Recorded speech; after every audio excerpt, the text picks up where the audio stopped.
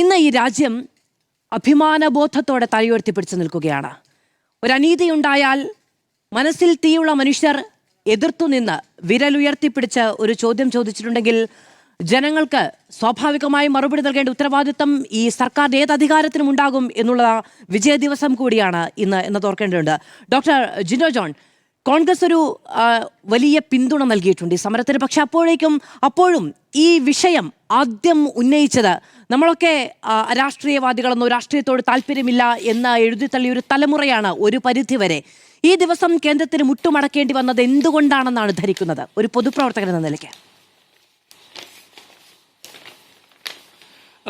മാധു, അതിലൊരു കറക്ഷനുണ്ട്. ഈ വിഷയം ആദ്യം ഉന്നയിച്ചത് നിങ്ങൾ ഉദ്ദേശിക്കുന്ന ക്രോക്രോച്ച് ജനതാ പാർട്ടി ആണെന്നാണെങ്കിൽ അങ്ങനെയല്ല. ഈ വിഷയം ആദ്യം ഉന്നയിച്ചത് രാജ്യത്തെ മുഖ്യധാര വിദ്യാർത്ഥി യുവജന സംഘടനകളായിട്ടുള്ള SFIയും NSUയും ഉൾപ്പെടെയുള്ള സംഘടനകളാണ്. കോൺഗ്രസ് ഉൾപ്പെടെയുള്ള പ്രതിപക്ഷ കക്ഷികളാണ്. കാരണം മെയ് 3 ചോദ്യപേപ്പർ ചോർച്ചയുണ്ടാകുന്നതിന് ശേഷം മെയ് 13 NSUയുടെ നേതൃത്വത്തിൽ ധർമ്മേന്ദ്ര പ്രധാന്റെ ഔദ്യോഗിക വസതിയിലേക്ക് മാർച്ച് നടന്നു. 14 അഹമ്മദാബാദ് സന്ദർശന വേളയിൽ അവിടെ സമരം നടന്നു.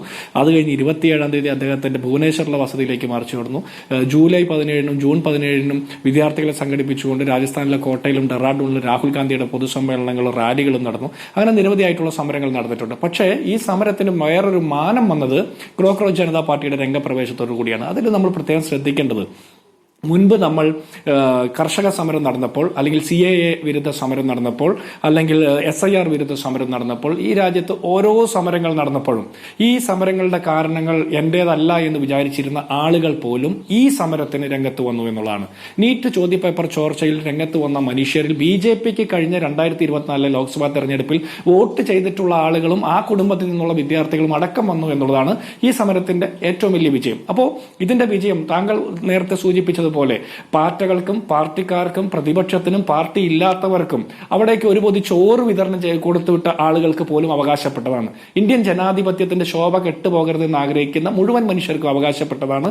ഞാൻ വിചാരിക്കുന്നത് ധർമ്മേന്ദ്ര പ്രധാന്റെ രാജി ധാർഷ്ട്യത്തിന്റെയും അഹങ്കാരത്തിന്റെയും ആ ഉത്തംഗ ശൃംഗത്തിൽ നിൽക്കുന്ന ഇന്ത്യയിലെ കേന്ദ്ര മന്ത്രിസഭയുടെ ദാർഢ്യത്തിന്റെ പരാജയത്തിന്റെ ആദ്യ ഘട്ടമാണെന്ന് ഞാൻ വിചാരിക്കുന്നത്.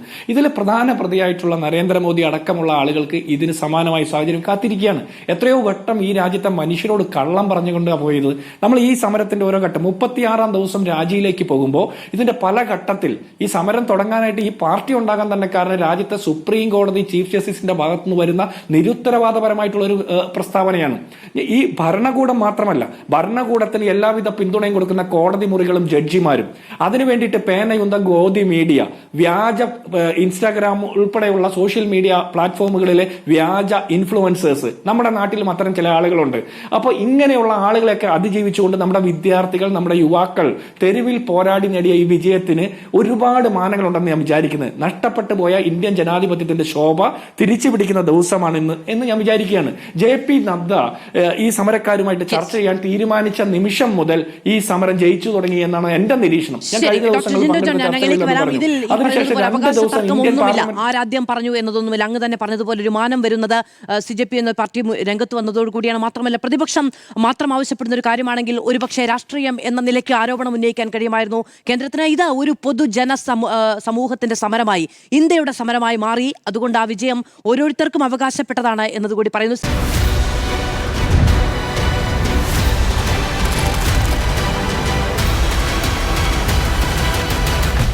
Debate with Madhu Saji.